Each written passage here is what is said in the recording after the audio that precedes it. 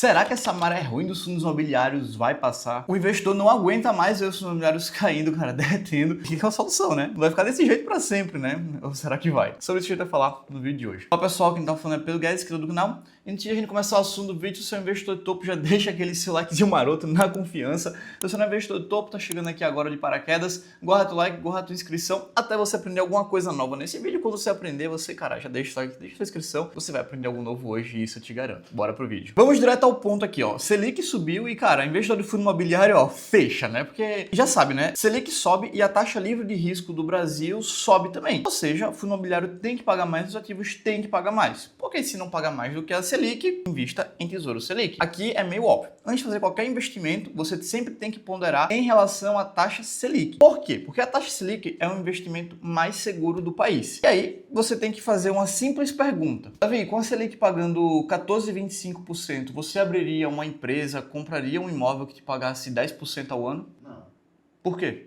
Vale mais a pena investir na Selic, né? É exatamente essa pergunta que você tem que fazer. Se o que você está investindo, você está empreendendo, qualquer coisa, está pagando menos do que a Selic, compra Tesouro Selic porque é mais seguro e paga mais. Então, logicamente, qualquer coisa que eu invista, que eu faça, precisa pagar mais do que a Selic. Se não pagar, tem algo errado. E a Selic vai subindo. O investidor de fundo imobiliário, cara, fica desesperado, fica tremendo mais do que bambu na ventania, pô, vara verde.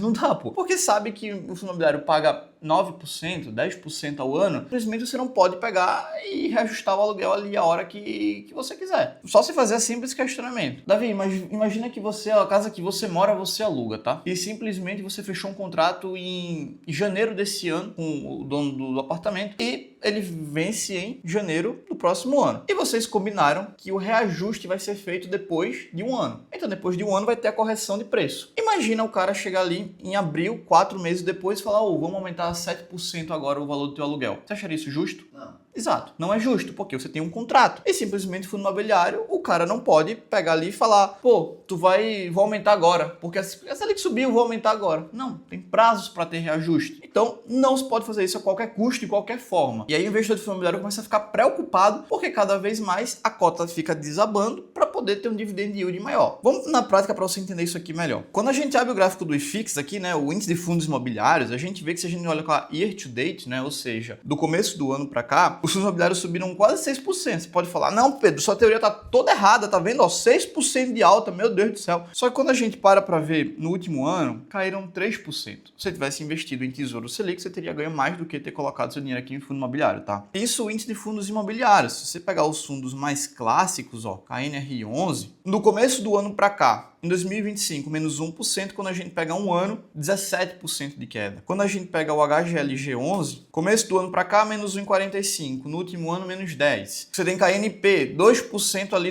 nesse ano, e quando pega os meses para trás, menos 5%. Cara, HGRU também, ó. 2025, 1% de alta, 1,7%. No ano, 12% de queda. E eu te pergunto, quanto foi que você ganhou de rendimento nos fundos imobiliários nos últimos 12 meses? 9%? 10%? E aí? E a sua cota caiu quanto? Você está basicamente no zero, você não estiver no prejuízo. E não vem com aquela historinha pra cima de mim dizendo, nossa, Pedro, é promoção, está na hora de comprar. E nessa historinha de promoção, o investidor de fundo imobiliário, meu irmão, tá num tormento miserável. Não aguenta mais esse negócio cair. Pedro, mostra mais. Olha só. Vamos pegar aqui a máxima histórica do KNRI. O cara comprou em 2020, no auge antes da pandemia, por R$198. E agora caiu 32%. Essa história, né, de promoção, você pode estar num tormento miserável. Você pode estar perdendo muito dinheiro. Seus rendimentos vão superar isso quando? Porque assim, se você comprou em 2020 aqui na máxima histórica e agora já caiu 30%, se o fundo tivesse pagando 10% ao ano quando você comprou lá atrás, cara, você precisaria de 3 anos pelo menos recebendo 10% ao ano só para você chegar no zero. Então imagine só, nesses 3 anos, de 2020 até 2023, foi só para você recuperar o prejuízo. Agora que você começou a ter um positivo, né, um retorno positivo, se você tivesse investido no Tesouro Selic, você teria um rendimento muito maior, tá? E aí não vou nem fazer outras comparações aqui que, pelo amor de Deus, isso aqui é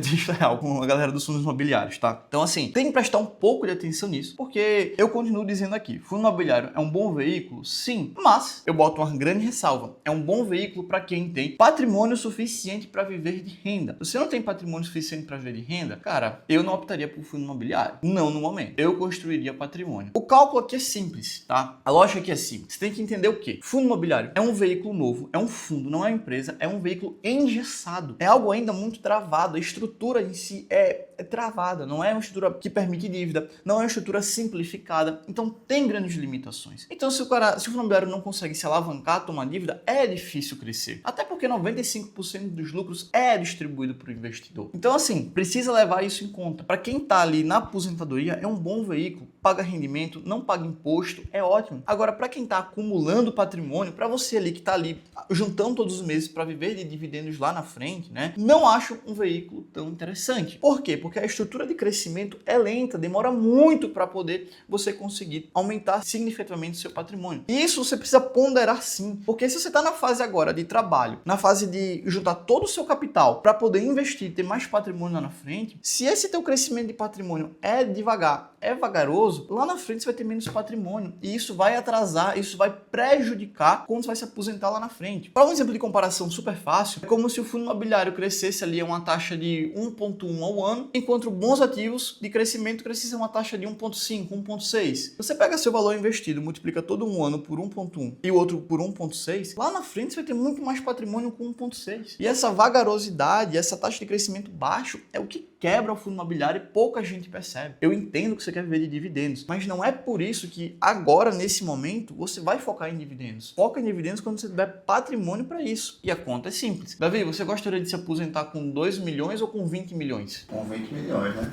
Com 20 milhões. E o fundo imobiliário, ele atrasa esse crescimento, ele demora. Pero quer dizer então que se eu investir em outros ativos, o fundo imobiliário vai me pagar 10 vezes menos? Não, magnata. É só para você entender que o fundo imobiliário é uma taxa de crescimento mais devagar. Para vocês verem o que eu estou dizendo aqui, vamos fazer uma breve comparação de fundo imobiliário com S&P 500, tá? Isso aqui está o gráfico de um dia, vamos colocar um gráfico do começo do ano para cá. Pedro, o fundo imobiliário está dando um baile no S&P 500 do começo do ano para cá, de janeiro para cá. Vamos olhar agora o período de um ano. A história já não é a mesma, né? O fundo imobiliário caiu 3% e o S&P 500 22% de alta. Se a gente olha um período de 5 anos, é bem mais grotesco. 36% do fundo imobiliário, 150% do S&P 500. A gente pega um período maior, um período histórico, a diferença é muito maior. 384% contra 117%. Então note que a diferença, a vagarosidade do fundo imobiliário é grande, comparado com um índice de ações, por exemplo, um bom índice de ações. Então assim, tem que levar isso aqui em conta na hora de você fazer a sua análise. E aqui eu quero trazer mais outro ponto de análise para vocês. Se a gente parar para ver o Tesouro IPCA 2029, cara, olha o rendimento dele. Chegou a bater inflação mais 8. Cara, inflação mais 8, isso aqui tá pagando com a inflação a 5%, tá pagando 13% ao ano. E você não corre risco de bolsa. Você não corre risco da cotação tá desabando. Você não tem risco nenhum, porra. É o investimento mais seguro do país. 13% ao ano, pô. 13%, tá? Você não corre risco nenhum investindo 13% aqui. Aí você pega um KNRI da vida, pô, tá pagando 8%. 8% é só a taxa pré do título de Tesouro IPCA+, pô. Aí você pode falar outro fundo, o HGRU da vida, que é um bom fundo ali também, 9%. Você pode pegar um HGLG, 7,9%. Você pode até pegar um fundo de índice de preço ali, né, um Canip da vida, pagando 10%. Aí te pergunto, será que vale a pena você comprar um fundo pagando 8, 9, 10%, enquanto ali você tem um título do Tesouro, ativo mais seguro do país, pagando inflação mais 8%? É bem provável, né? E você tem problema de bolsa, né, o risco de cotação. Você compra um negócio por 170, hoje em dia tá 100, você perde 30, 40, 50% ali na cotação e vai se recuperar quando? Enquanto aqui você ganha inflação mais 8% ao ano, sem risco de bolsa, no investimento mais seguro do país. Então, cara, é difícil, né? E para completar, você não vai ver mais gente falando, não, mas olha, o PVP ali, de 0,94, é oportunidade, comprando 6% abaixo, né, do quanto valia, o HGRU também, 0,94, o PVP lindo, o KNRI 0,84, 16% de desconto, está comprando um imóvel 16% abaixo do que vale, a grande oportunidade, rendazinha na conta todo mês, é aquela história, tem variação, aquela promoção que desespera, né, que fecha ali o investidor de fundo imobiliário, e cara, pra mim eu não vejo muito sentido aqui, né, e muitos que investem em fundo imobiliário, né, falam assim, nossa, daria tudo pra estar na crise de 2020 de novo, na crise de 2008, na crise de 2000 o estouro de fundo imobiliário ainda estava engateando, né? Mas assim, eu daria tudo para estar nesses momentos de, cara, conseguir ter uma crise, uma oportunidade para comprar. Você quer crise? Pô, tá aí. Se você gosta, é isso, né? Só que é exatamente aqui a hora que você precisa ter bolas para poder comprar, né? Pouca gente tem. O cara fica desesperado, pô. Será que eu compro, né? E aí, como é que fica, né? Você só vai lá e te empurra, pô, seu Marcelo, tem aquela fundo imobiliário, pô, PVPzinho, desconto, né? Tá na hora de você comprar. Aí o cara fala assim, porra, tu falou isso aqui há 3, 4 anos atrás, eu comprei o fundo imobiliário que tu pediu, tu me ofereceu a 120, 130, agora tá 100, já perdi 30%. Tu disse que eu recebi rendimento todo mês na conta, eu até recebo, mas porra, perdi 30% do meu patrimônio. E aí, como é que fica? Não, mas 30% de queda, né? E tu tá me oferecendo de novo. Enquanto se eu vejo ali, o título do Tesouro tá pagando IPCA mais 8. Sem risco. Então assim, pô, o cara tá vendo lá que ele botou 100 mil, hoje em dia tem 80 mil, 85 mil, 70 e poucos mil. A confiança do cara vai pro espaço, né? É foda, pô. E aí o cara migra para outros ativos, que eu não acho errado, eu acho corretíssimo diversificar. E aí é aquela história, né? Ou você tá fazendo, ou simplesmente você vai perder dinheiro, vai ficar pulando de galho em galho. Aí vai, vende, compra outra coisa, deve estar comprando na alta também. Você fala que ouro, né? A tese do ouro agora, né? O ouro tá subindo muito e tal, mas o povo só fala de ouro quando o ouro sobe. Aí você vai fazer o quê? Vende fundo imobiliário, compra ouro, por exemplo. Aí o ouro começa a cair. Aí o cara faz o quê? Não, ouro não presta, vende e faz o quê? Bota pro fundo imobiliário que tá subindo. Então assim, cara, quando você tá fazendo, tem estratégia, fica perdido, vai ficar nessa indecisão pra sempre. Mas se você quiser acabar com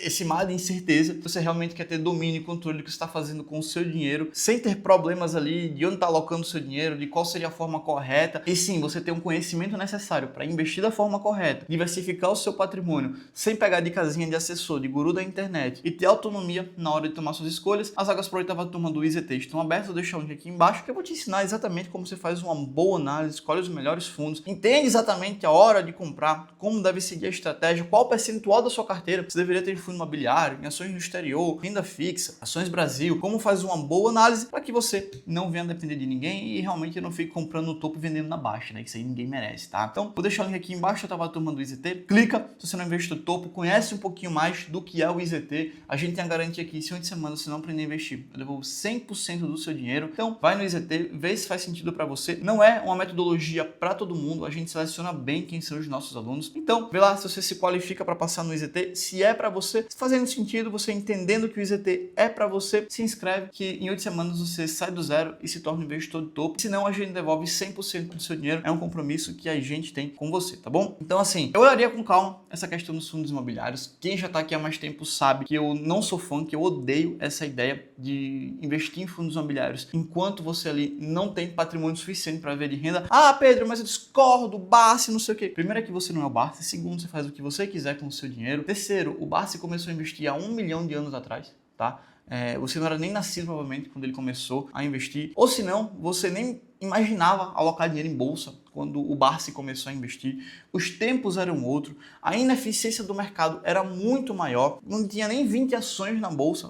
Pesquisa um pouquinho na história do Barsi, você vê que não tinha nem 20 ações na bolsa quando o cara começou a investir. As ordens eram tudo feitas via telefone. Você nem deve ter pego essa época, né? Você não deve nem ter ideia de como é que funcionava isso. Manda ordem para corretora, ligando, enfim. Cara, isso não é nem da sua época. E outra coisa, você não sabe a rentabilidade do Barsi, quanto é. Você não sabe quando o patrimônio do Barsi vieram de aportes descorrelacionados com a carteira. Então assim, não chega para mim e vem dizer, ah, o Barsi era assim. Não, foca na tua realidade, no que você tem hoje. Esquece a tua comparação com outras pessoas. Ele é ele, você é você, eu sou eu. Então assim, foca no que você tem hoje, na sua situação de hoje, com o mercado de hoje, que é a realidade que a gente tem. E se trabalhar com essa possibilidade, você vai morrer, tá? Porque, pô, e se eu era assim? E se eu fosse mulher? E se eu fosse homem? E se? Porra, ninguém vive de si, pô. Trabalha com o que tem, fatos concretos, mundo real, se instala na realidade, tá? Preste atenção, pensa com calma, reflete sobre o que eu tô lhe falando. Se faz sentido você querer ter uma estratégia de dividendos agora, se você nem vai usar esses dividendos no momento, se provavelmente os dividendos que caem você está reinvestindo tudo, será que não faz mais sentido uma estratégia de crescimento, de multiplicar patrimônio, até você estar próximo ali de se aposentar? Pensa com calma, absorve no coração essa ideia, reflete se realmente isso não faz sentido para você, antes de você vir aqui nos comentários dizer que o que eu tô falando não faz sentido, de não, está errado, só que reflete um pouquinho sobre isso, faz os cálculos, presta um pouquinho de atenção nisso, para você comentar alguma coisa, tá? Agora eu quero saber de você gostou? Você já investe em fundos imobiliários? Qual é a sua estratégia? Bota aqui nos comentários. Se você não investiu de topo e ficou até o final, deixa o like, se inscreve no canal, tenho certeza que você aprendeu alguma coisa nova aqui hoje, então é muito importante para o YouTube continuar recomendando mais vídeos como esse para novas pessoas. É só o começo, te vejo no próximo vídeo.